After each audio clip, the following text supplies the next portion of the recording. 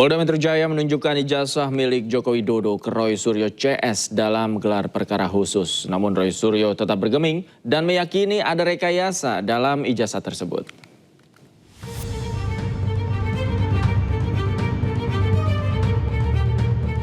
Polda Metro Jaya menyajikan babak baru drama tudingan ijazah palsu Joko Widodo. Gelar perkara khusus dilakukan demi memenuhi permintaan kubu Roy Suryo CS. Penyidik juga sudah menunjukkan ijazah asli milik Jokowi. Namun Roy CS lagi-lagi tak bergeming dan tetap bersikeras bahwa ada rekayasa di balik ijazah tersebut. Jadi insya Allah hasil dari kami tentang 99,9% palsu itu tidak berubah, tidak bergeser 1 mili pun. Ya, bahkan sampai the last minute kami akhirnya sama seperti klaster 1 tadi dipertunjukkan sebuah barang yang diklaim itu adalah ijazah asli, katanya ijazah analog dari seorang yang namanya Joko Widodo. Saya harus berkata dengan terus terang, saya bukan hanya hobi komputer. Saya adalah seorang tukang potret sejak zaman analog dulu. Saya memotret sejak zaman film seluloid.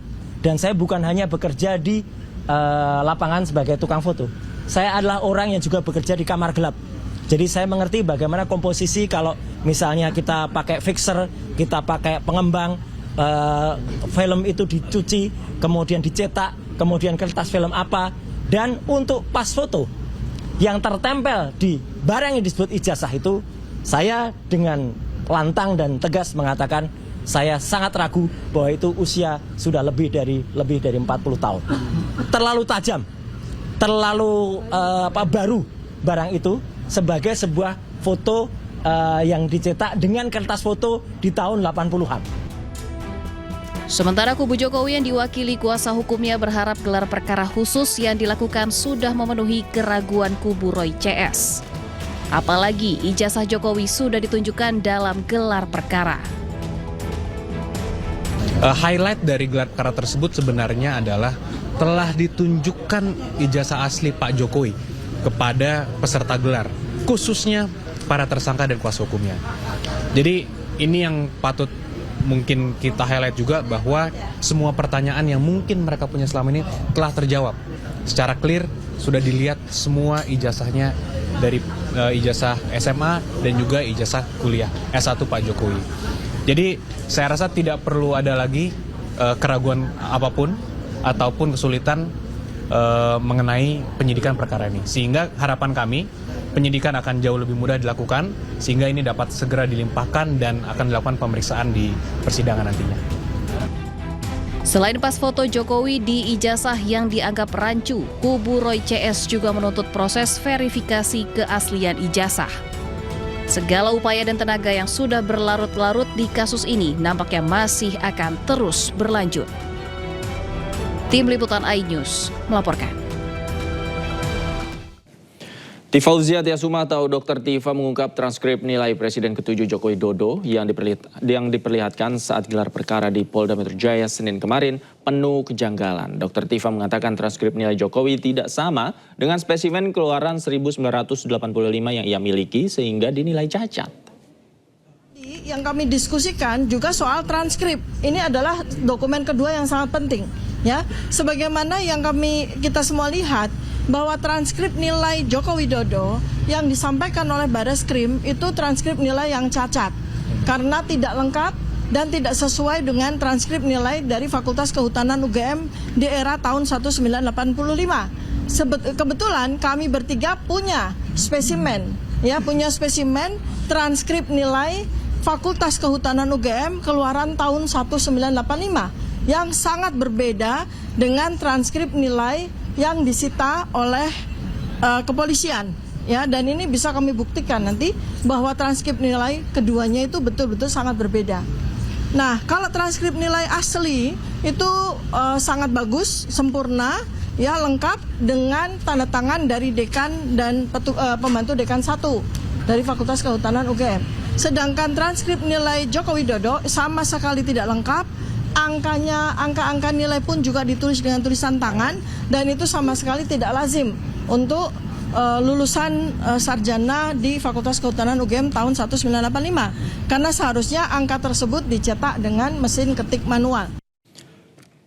Mengapa Roy Suryo CS tetap yakin ada rekayasa meski telah ditunjukkan ijazah Jokowi? Untuk membahasnya kami telah terhubung dengan pakar telematika yang juga tersangka kasus ijazah Jokowi, Roy Suryo, yang nanti akan bergabung bersama kita, dan kuasa hukum Joko Widodo, Andra Pasaribu. Selamat sore Mas Andra.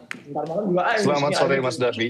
Baik, kita sambil menunggu Mas Roy Suryo join, saya ke Mas Andra terlebih dahulu. Mas Andra, meskipun telah ditunjukkan kemarin, namun masih diragukan keaslian ijazah Joko Widodo yang ditunjukkan kemarin. Tanggapan Anda? Ya, hal itu sudah bisa kami prediksi ya Mas, dari sebelum bergulirnya masalah ini dan sampai akhirnya kami menempuh jalur hukum, dan memang dari awal kami sudah memutuskan awalnya akan memperlihatkan ijazah ini pada saat persidangan oleh Bapak Joko Widodo. Nah, tapi lantas dalam proses kemarin tiba-tiba untuk menjunjung asas keadilan dan juga terangnya benderang suatu perkara dan proses penyidikan, kemudian disepakati untuk diperlihatkan. Nah, setelah itu pun reaksi dari Pak Roy Suryo, respon Bu Tiva seperti apa sih, sudah bisa kami produksi, karena apapun yang kami tunjukkan dia akan pasti akan bilang itu palsu. Oke, Mas Andra, tapi yang kemarin ijazah yang ditunjukkan Anda dapatkan langsung dari Pak Jokowi atau seperti apa? Itu betul-betul diserahkan langsung? Iya, itu sudah dilakukan sita. Sudah dilakukan sita dan sudah ada penetapan pengadilannya kemarin itu. Jadi memang barang itu sudah ada di penyidik, kalau saya nggak salah, saya lupa ya, dari tanggal 23, kemudian surat penetapannya kalau nggak salah keluarnya di tanggal 26 itu, 26 Juli itu udah disita itu Mas. Oke, baik. Mas Roy Suryo sudah gabung. Mas Roy, selamat sore Mas Roy. Selamat sore Mas, selamat sore juga. Ya. Oke, Mas Roy, Anda masih meragukan ijazah yang kemarin ditunjukkan asli milik Joko Widodo. Mengapa Anda meragukan itu? Siapa yang bilang asli? Ya, kalau kemudian ijazah itu hanya ditunjukkan tanpa boleh kami memegang apalagi meraba, ya itu namanya omong-omong aja. Ya sama persis dengan ketika ijazah itu dibawa atau ditunjukkan di Mabes Polri beberapa waktu yang lalu, ya kemudian kita tidak boleh memeriksa. Jadi kemarin ditunjukkan, tapi dari dilihat saja. Maksudnya ya, kemarin Anda tidak memegang secara langsung, tidak bisa meraba ijazahnya secara fisik?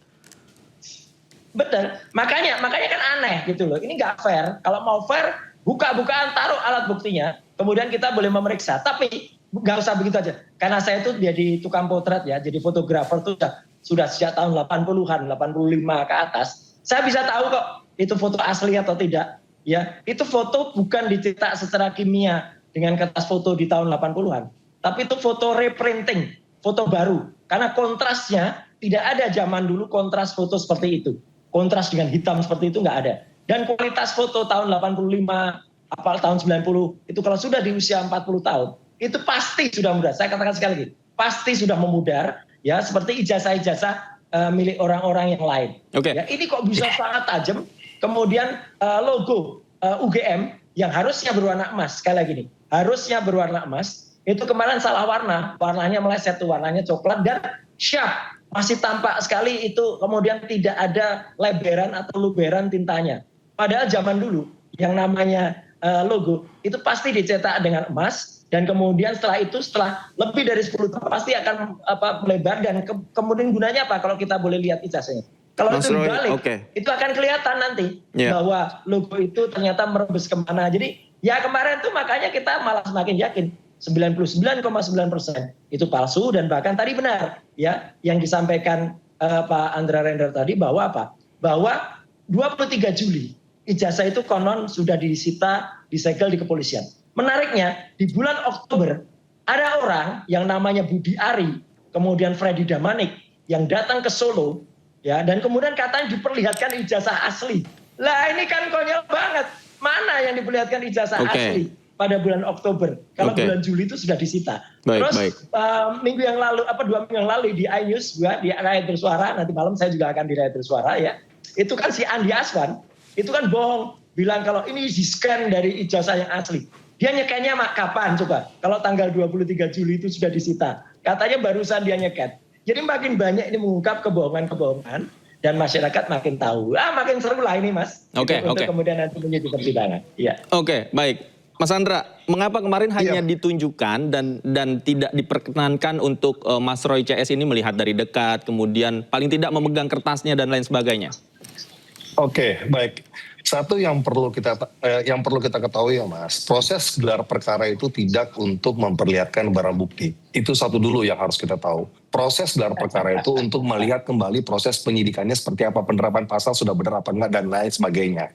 Nah, tapi pada kesempatan itu ya diminta untuk diperlihatkan barang yang menjadi permasalahan intinya. Awalnya kami menjelaskan menolak, tapi akhirnya ya sudah, karena asal untuk menjunjung tinggi terang benderangnya suatu proses penyidikan, kami akhirnya mempersilahkan. Tapi dengan syarat kami menolak untuk barang itu disentuh. Kenapa? Mas, ini barang bukti. Dengan semua resiko-resiko hukum yang ada pada saat barang itu harus kita ini. Ini kita bicara konteks hukum, Mas Roy. Ini bukan hukum rimba. Maunya Mas Roy harus bagaimana. Yang perlu diingat dan perlu ditekankan adalah satu. Barang ini sudah dilapor. Ya, laboratorium forensik adalah lembaga yang ditunjuk oleh negara, lembaga yang berkompeten untuk menentukan identifikasi suatu barang ataupun peristiwa apa dalam proses kerangka hukum pidana. Kalau lantas lapor aja Mas Roy masih begini, ya silakan hidup di hutan sana. Kita hidup di Indonesia, ada aturan mainnya. Kalau sudah masuk ke dalam ranah hukum, ada aturan mainnya. Ada lembaga-lembaga yang ditugaskan oleh negara untuk menyelesaikan masalah-masalah seperti ini. Takut kan? Kalau ada... Oke, Mas Andra, tapi betul nggak tanggal 23 Juni ini ijazahnya sudah disita oleh polisi?